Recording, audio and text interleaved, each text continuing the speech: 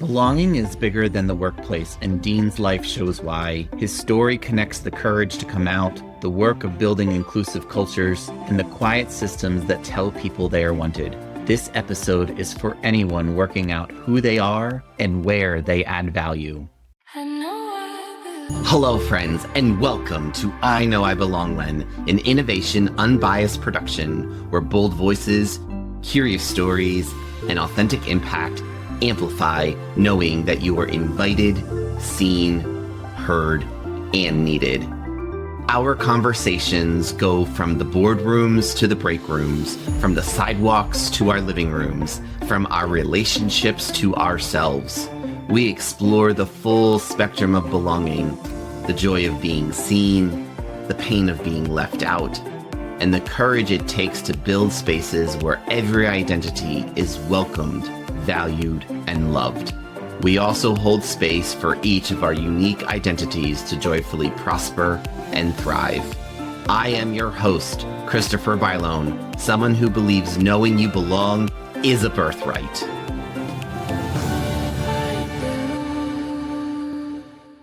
Everyone says the same thing about artificial intelligence. It's coming for the jobs.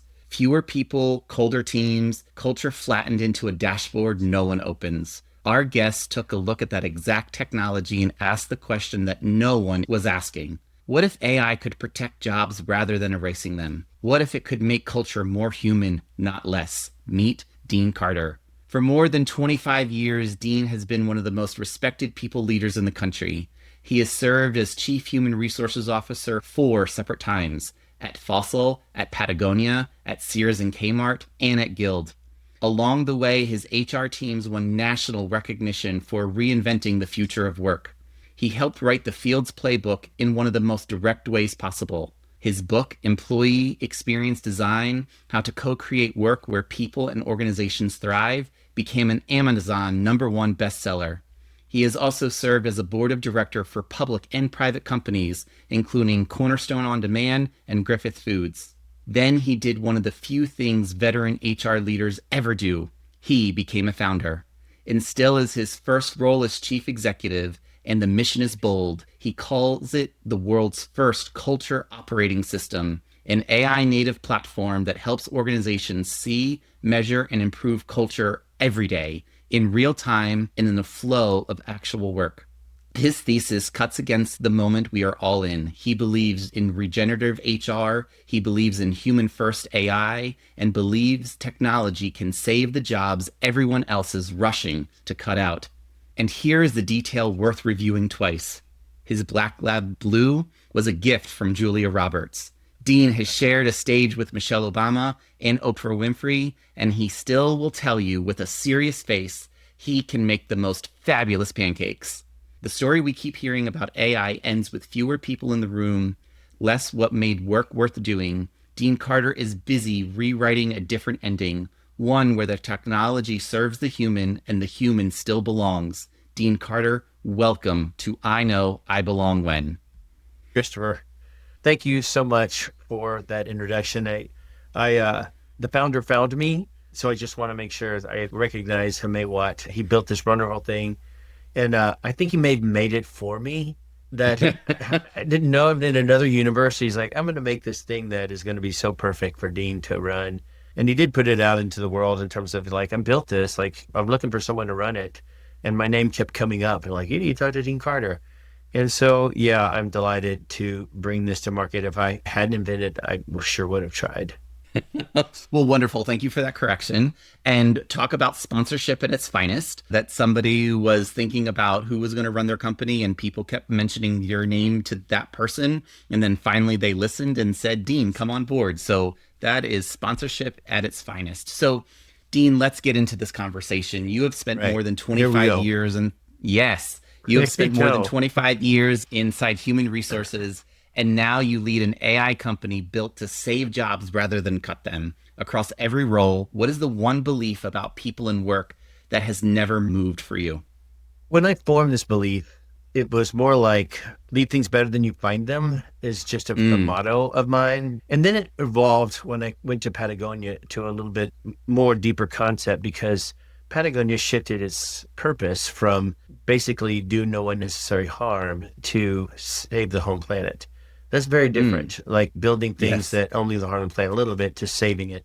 And that's when Patagonia decided to move and shift from a predominantly apparel company, which was, to some ways, unhelpingly extractive to build the products that we're building, to agriculture company. And you'll see Patagonia, becoming more of a food company. And the reason is because if the whole world went to regenerative agriculture practices, then we would not just stop climate change, we'd reverse it.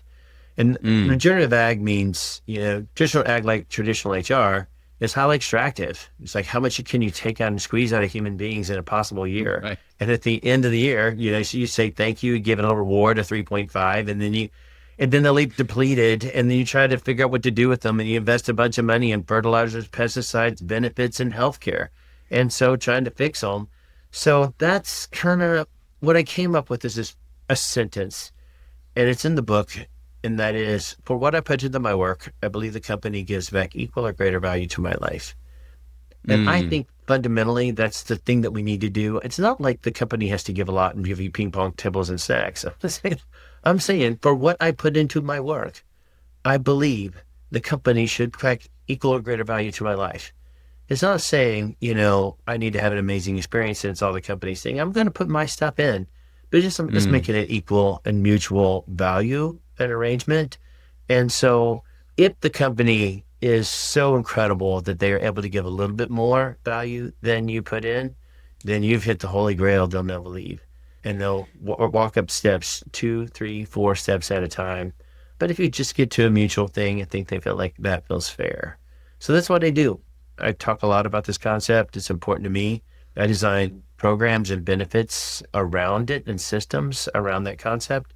And every single time I get a chance to speak, I say that sentence, for what I put into my work, I believe the company puts back equal or greater value to my life. Yeah, and I think, for me, it's thinking about the kid who grew up on the farm as an agriculture major, somebody who understands about how you treat the earth is how it's going to grow vegetables for you. So I think it's really powerful that you were at Patagonia at a time when it started to make that transition. I think about how, even today, thinking about what I put in is what I'm going to get out of my work. As a solopreneur, I'm thinking about, yeah, I'm putting in a lot of work every day, and what am I giving back to myself That's true to make sure too. that I'm Yeah, staying whole?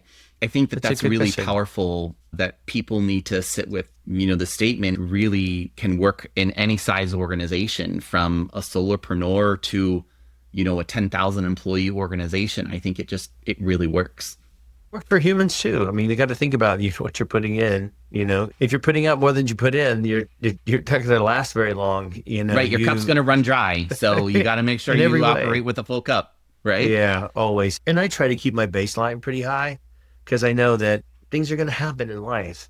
And so knowing that, things are going to happen, this is going to happen. At least Yep. I don't start here and go to here. So I try to keep my baseline always as high as possible for the moment that I'm in, just in case. And things have happened for sure, cancer, just other things in life. So my baseline was high enough. So that when here, actually went way, way down here. It was Yeah. kind of up to this point. I get it. I truly get it. As somebody who had cancer, I totally understand it. So Yeah. feel you on that one. Hope So you're okay. one of the things that we talk about on the show is we love to talk about somebody's name. I am a stickler for names. I'm always Christopher, never Chris. So Dean Carter, it's an unassuming name that has walked into boardrooms most people will never reach. A name does not earn that. The person does. So tell us, who named you and what were they hoping you would become? My parents named me, my dad's middle name is Dean. So Mm, I'm named after my dad and his name. So I carry that. I love this name. I think it's the reason I do. It's a cool name because it's not normal, but everyone knows it. Most crowds, I get to say, "Hi, this is Dean," or "Oh, I need to talk to Dean." They know exactly the one person to go to and talk to. They're like 4 in Santa Barbara, which we've had the limit. We have like a dean pact, only 4 in this town, and so anyone else has to get approval from the other deans. And so it's enough where you can go to a gas station and have your name on a little license plate and a keychain. So that's good enough for me. But I do get comments about it. It's a cool name, like Dean Carter, and it's easy to spell. But I really embrace my name. I do sometimes get like, that's a cool name. Like, sounds like a movie star. Are you a movie star? I'm like, no, I'm not a movie star, but somehow I got a cool name. My parents all named a single syllable words like Dean, Brett, Chad, Cole. So I think they could just yell it across the pasture. Dean. And then it had to rhyme, Dean Eric. So I think it was named so an easy name to yell it out in a way, but I would not change my name. I think it was a gift. It's easy to spell, easy to remember, and it's unique. And I own that name. Oh, that's awesome. Thank you for that. Yeah, it is. It does sound like a movie star name. So maybe one day, you never know, that might be a title that I'm you get to famous add now. to the bio, so one can keep dreaming. Oh, So, here's if you Google me, the first name that comes up is Dean Carter. And by the way, in Wikipedia, that's a serial killer and it's not me. So yeah, good to know. Good to know, yeah, friend. Good to because know. on the book, I had to put the name Dean E. Carter so that people, when they Googled me and for the book, they wouldn't come up with a serial killer. It'd be my name. So there's only a one Dean E. Carter. So you can't, if you Google Dean E. Carter on Amazon, you'll get to right to my book. If you view Dean Carter, you'll get like an old 1950s rock and roll guy or a serial killer. So those are, yeah. So that's why a lot of times I put Dean E. Carter, which separates me from the serial killer and the single hit wonder rock star Dean Carter. Good Yeah, to know. Good to know. We yeah. might need to make that part of the show notes so that people Dean can E. find Carter. the exact the right person. Don't want people to get confused who's coming on the I Know I Belong One podcast. My personal goal in life is to get rate higher than the serial killer on the Google search. Like if I can get, Well, still not there, but well, hopefully this show working on will it. add one more little chink in that Yeah. goal. So, okay. So let's talk about the moment that you knew you belonged. Take us to a specific moment. It might be early, like your HR days at Pearl Vision, or it might be a boardroom decades later. Where were you and what made that land for you that you knew you belonged there? I was at Provision and this was in Texas early in my career. And it's such a distant memory for most people don't even know this existed. But the sodomy laws were in place. And what that meant is if you were gay, then you got put in prison. It wasn't jail. You got put in prison. And Mm-hmm. so being out was dangerous. You didn't lose your job. You lost everything. You lost your life. It was a scary thing. So coming out wasn't just difficult, it was dangerous. Yes. So at Provision, I put up pictures of girls on, in the thing, or I didn't talk about, boyfriends or anything like that, but I would go on dates and people wonder. Anyhow, somehow I got around, of course, because I didn't hide it, necessarily, but I didn't go out of my way. And so someone started saying, Dean Carter's gay and he shouldn't be here. He's, it's so immoral. He's a sodomist. It's against the law. He's breaking law by being here and he doesn't belong here. So I went to the head of HR's office, Roy Wilson. I said, Roy, a lot of people are talking about this and it's true. And I'm tired of lying. I'm tired of like faking it. I'm tired of turning my pictures over because lies breed lies. And I'm tired of it. And so if this place has a hard time with this, then I'm going to find another place. I seem to be getting promoted every 18 months and I'm doing a darn good job around here. But if that's okay, I'll go somewhere else. I'll find somewhere else to work. And I just want to let you know that it's true. And I just need to let you know that. And he said, oh my gosh, Dean, that's terrible. You are doing such good work here. I can't believe someone said that about you. You're so safe. You're so okay. And you have a long and wonderful career here at Pearl Vision. As long as I'm here, as long as anyone here, no one in the company that I know of, you are so safe here. And Mm. that's when I knew I belonged and I could no longer hide. And I also wanted to be head of HR that day so that someday when I sit in this seat, I make sure everyone feels like they belong, like Mm. Roy Wilson. What a powerful story, and thank you for that vulnerability. I do truly appreciate it as a fellow gay man. I understand. I also know that I grew up in a time where a lot of those sodomy laws were not on the books, and a lot of the work that don't want to date you, but your generation did to change those things. And so Worked thank very you hard. for that. We still have a lot of work to do. We still have a lot of work to do. At least in the United States, we're not going to go to jail and be put in prison, Yeah, at at least right least not now. here. At least in the moment. At least in the moment. At least in At the least in the moment. moment. Yeah. So thank you, and thank you for that vulnerability. And what a recognition that somebody saw the value you brought to the organization and wanted to make sure that you knew that not just your job was safe, but your life was safe. It is. And, there's a bit irony in that story. The person I remember specifically, I won't say her name, but I know exactly the person who was spreading that around and, being the main champion. A year later, I don't know what she did, but she got fired and I got her job. Well, ain't that the icing on the cake? I didn't cause That's that, some but I did end up replacing her. Yeah, she ended up getting let go. And they said, well, hey, that's some Dean, tea this that just person got left the spilled. So thank you, Dean. Appreciate Yeah, I that. ended up, that's karma. That's karma. That's That is karma. karma. That's That is karma at its karma. finest. It's like, oh, you want It to do is. that? Hey, I got to take your job. Dean Carter might. Well, if she's Yeah. listening, so sorry, but not. No. Uh, Alrighty. So, what did that change for you? Like, how did you show up in rooms after that? Like, it has to have been a weight was lifted off your shoulders. Well, it was a big weight. I could be safe at work and not have to worry about losing my job, which is a big deal. So Mm, losing your ability to pay for rent and life and things. And I was pretty confident I'd find another job. I just I could get through, but it did change, give my level of confidence that he had my back.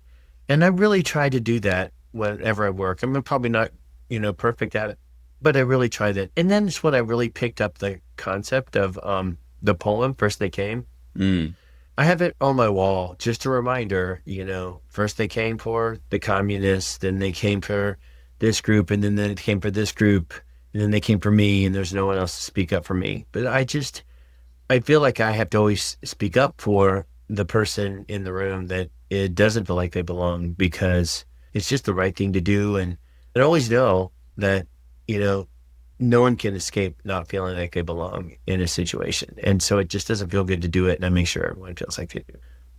I appreciate that. So, now this wouldn't be the I Know I Belong One podcast if we also didn't talk about the dark side of belonging, the non belonging. And so, it could be that story that you just shared and expand on it, or it could be something completely different. But was there a moment when you truly questioned if you belonged someplace? And what was that feeling for you, and how did you work through it? I never felt like I belonged to the playground. I hated it so much. I got Mm, chased and bullied and beat up. I never got picked for any of the sports because I was small and I hid. I actually tried to be invisible. I would hide behind trees. I would hide behind teachers.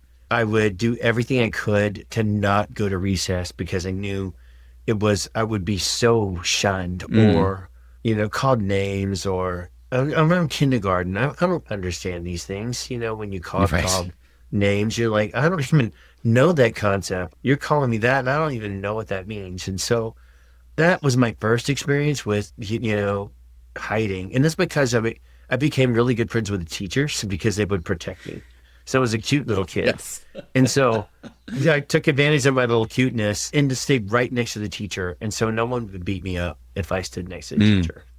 Then in later time, this was the most ironic one though. It was at a well-known company that I worked for that really is a promoter to some extent of, really progressive values. And there's a moment when things started to shift and I went to the LGBTQ resource group meeting and they said, why are you here? Well, because obviously I'm here. And they said, no, you can't be in the room. I'm like, why? They said, because you're a cisgendered, straight passing gay white male and you're loaded what? with privilege. I was like, what? To repeat that? You're a cisgendered, straight passing gay white male. I'm like, I don't even know how to respond to that. I don't I don't either. even want to be in this room anymore because if that bothers you, then I'm a cisgendered, straight passing gay white male. By the way, that's loaded with like all sorts of stuff. I don't even know what straight passing means. I didn't ever think about me as cis or whatever gendered, but I, I don't want to belong in this group. But it was the first time I felt like the group that I would belong to the most that I would be accepted the most was the group that kicked me out the most intensely. It wasn't negotiable. Wasn't negotiable. I'm still stuck on the straight passing because I jokingly say to people, if you can't figure out that I'm gay within the first 5 minutes of talking to me, I don't need to come out to you. Right? Like, Well, yeah, the people figure these things out. There's a lot of things they do, but that's the people who figure them out. But there was like this is like, podcasty voice in it, but I never said it out loud. But if they're listening now to this podcast, this is what I want to say. You want to know how gay I am? Sister to trespassing gay white male, back the sodomy laws. When you get beat up and you get to the bar, then I started fighting for rights for the police not to beat you up in the bars and got rid of the sodomy laws. I'm the one who fought for your right to marry. And I was there and holding hands of all the people when your friends are dying of AIDS. And I fought to make sure that you have the health care that you need to keep you alive. Everything you have for your right to say that I am a cisgender, straight passing gay white male, that I can't come to the room. I fought for every one of you in this room. That is how gay I am. That, I've never said that out loud, but I just was a moment where like, really? You're the one with privilege that I've set for you. So you're calling me out? And I get all the privilege that comes with white and male and all these things. I get that. But to call it out and to exclude me for it in my own community was the ultimate insult. And so you can tell this is raw for me. Yeah. Hey, look, we're about raw conversation. Yeah. So you wanted raw. That's very raw.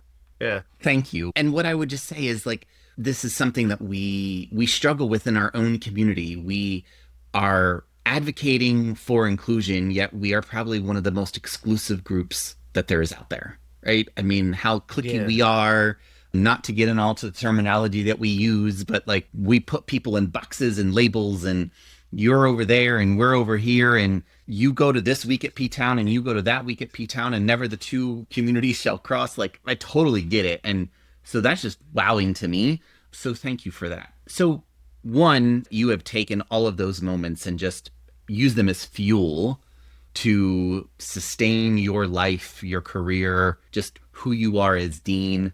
And so how do you, somebody who has spent a career making work a place where people know that they belong, tell us about a specific thing you do, a ritual or habit that makes sure that other people know that they belong in the room? Well, I don't always do it well, but I'm always trying to get better. So, I mean, there's moments when I'm like, ooh, I didn't do that so great. But I do try to acknowledge everyone and acknowledge their situation, understand potentially the challenges that they're bringing to the room and why they might not feel like they belong. So I try to go out of my way. I usually try to find the person in the room that isn't with anybody else, like the quiet person. It's easy to talk to all the noisy and loud people. But I really do find the person in the back of the room who's like, hey, what's up? Who are you? And so I try to do that. It's important to me because I know what it was like to be that other person that no one spoke to. And so I try to I have work to do. There's a moment when the company I work for, when you're having a meeting, it gives you a little information about your behavior at the end of the meeting. And I got really low score on inclusion. I'm like, but I appreciate inclusion. And it gives you a low score. It just means you have an opportunity to be better. It's not like a punishment thing. And it just said you paid attention to 3 people in the room and there are 2 people in the room you didn't even acknowledge. And they probably have something really valuable to say. And so next time you meet, you might want to consider that. So the next time we did call on both of those people first. And turns out that the person that I called on first is brilliant, a great UX designer. And I call on this person typically first now because we start with UX and then we go through the other things. So I spend a lot of time with that person because they're just really, really brilliant. So anyhow, this one time when I messed it up recently, I don't always get it right, but that's okay. It's okay because you're going to get it wrong. And then what you do is you try to make it right. If you get it wrong and you just go, so what? Then that's a problem. If you get it wrong and you work to fix it very fast, then I think that's okay. Well, I mean, we're human. We're going to make mistakes. And that's the recovery. It's the recovery. It's one of the things that I talk to people about is like, look, like sometimes your actions are going to be biased and that's human, right? But however, it is the recovery that you're doing. How are you making it right? The not just the apology, but the action, right? What's the atonement that you're doing so that you make sure that one, you never do it again, but make sure that people understand that you've actually listened and are not just trying, but doing better. There's there are like ways of making people belong without even just calling them out in the room. Just like the systems and processes and companies. Like Yes. at Patagonia, one of the things that they do is when a woman is nursing, they pay for the woman, the baby, and a traveling companion to travel with them so that she can continue nursing. Wow. Um, what happens is if you're nursing and pumping, it's very difficult to carry your equipment and the baby expensive to go overseas. So usually, since you no longer belong because you're a nursing mother, they send someone else in your place because you can't make it because you need to stay home and pump, or you stop pumping, or you take breast milk with you, or you have to pump it out before pump it and then pour Yeah. it out before you get on the airplane. All these things. So by that little thing, I was saying we're going to pay for a traveling companion for you so that you can continue breastfeeding your baby that you want to and still do great work. Just that single thing says, as a working mom, I belong. Yes. I've I never heard that belong. before, Dean. And wow, like just wow. That's just amazing. You don't have to say anything. Just like you belong. Of course, we're going to set this up for you. You belong in that room. You're smart. You're the best person to be in that room. Of course, we're going to do this. When I went to another company, implemented that. I got a note from the CFO who said, could you grab me an ROI for that? Eh, could you give me the ROI for that? And I said, well, I don't know how to tell you this, but someday when you breast pump and you have a baby, I think you'll understand what the ROI is. So I can probably give you an ROI on it, but until you have two breasts and you're pumping them, don't talk to me about ROI. I love it. Yeah, so I you know what love it that. feels like. Just such a ridiculous concept. Sometimes I go to people and they ask me, what's the ROI childcare? What's the ROI breast pumping or whatever that? I'm like, really? Okay, tell me what's the ROI of your parking lot. Do you have one? Have you ever done an ROI in a parking lot? And like, no. Why don't you do it in a parking lot? Because we need one. There's Well, the there you go. answer. There's the answer. So, thank you for these conversations. They've been riveting, and we can keep going on this, but we're going to have to start to bring this conversation to a close. All right. So, before we do that, one just fun bonus question. So, how did you and your husband meet? We met in a pool party in Dallas. And Mm. I was a friend of mine, Michael England, had a beautiful home and he was a really great party. So I wore my best Speedo, my little beaded necklace, and my tan and cool sunglasses, and was in the pool. And then I remember this little girl walks onto the deck, kind of in the door. And then this guy walks behind her. And I was like, ugh, like the most handsome man I've ever seen in my life. I don't know what, just something about him. And I turned to my friend and I said, I don't know who that is. He's got a baby, but I'm going to spend the rest of my life with him. I don't know. So he really didn't have a choice because I had picked him. So I stalked him. I went to restaurants that he ate at. I swam at the place he was a coach until he finally, we finally got a kiss and we spent the rest of our lives together. So That's amazing. yeah, I knew he had a boyfriend. I never that person. I'm not like a homewrecker, but I'm like, oh, I'm so sorry. He's gonna marry this guy.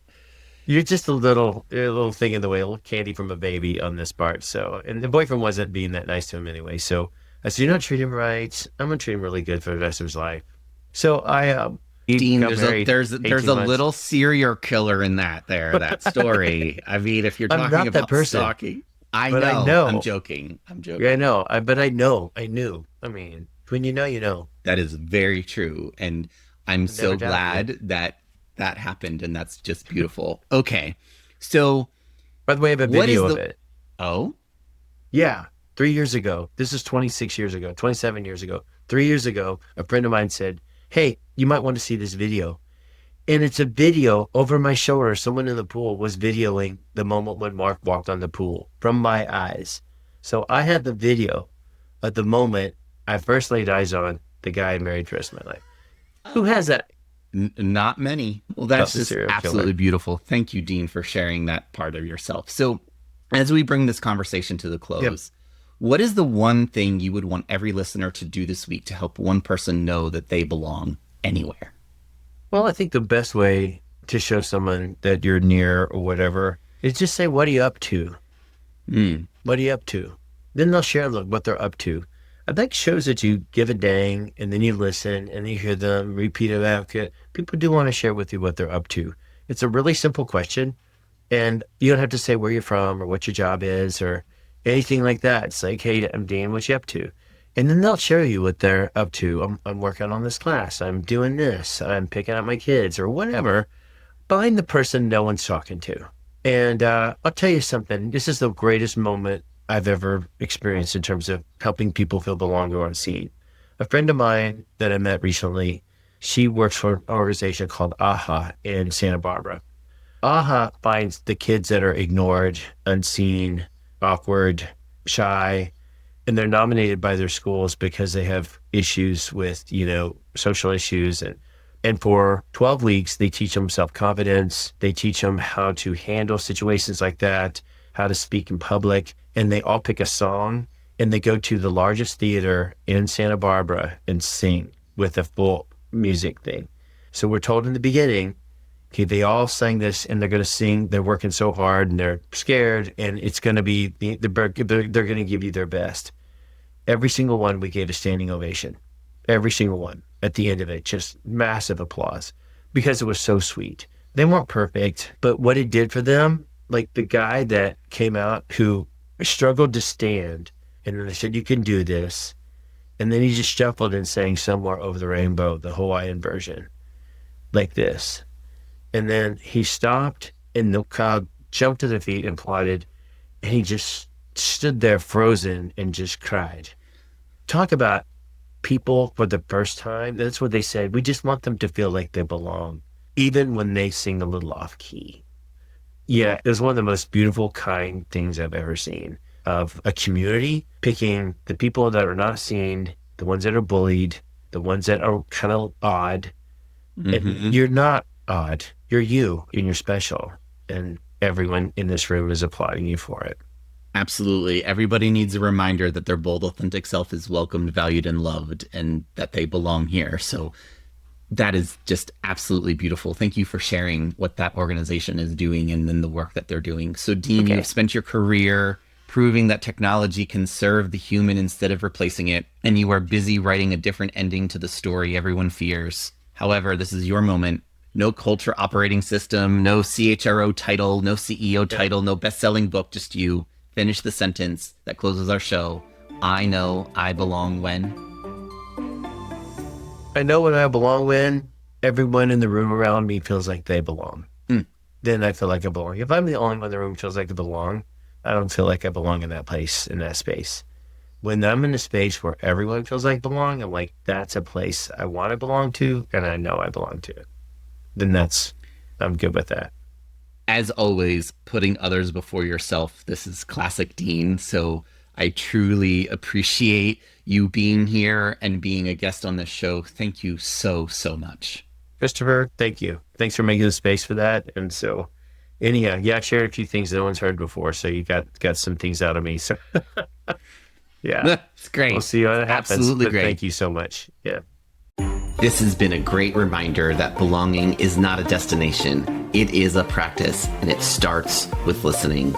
Friends, if this episode challenged you to move outside your comfort zone, please follow our show and give us that 5-star review you know you want to give, and add a comment about what you will do to champion a culture of belonging. These actions will help to amplify the message to others so they too can find their own moment of belonging. Whether it is navigating the complexities of workplace culture, finding acceptance in a new school, building trust in a local community, or forging identities within our own families, these stories reflect the raw, honest, and unfiltered journeys each of us take every day. And we want to hear from you. Finish the sentence, I know I belong when, and send us a voice note. Your story could open a future episode. Thank you for listening. Know that your bold, authentic self is welcomed, valued, and loved. And until next time, remember, You belong here.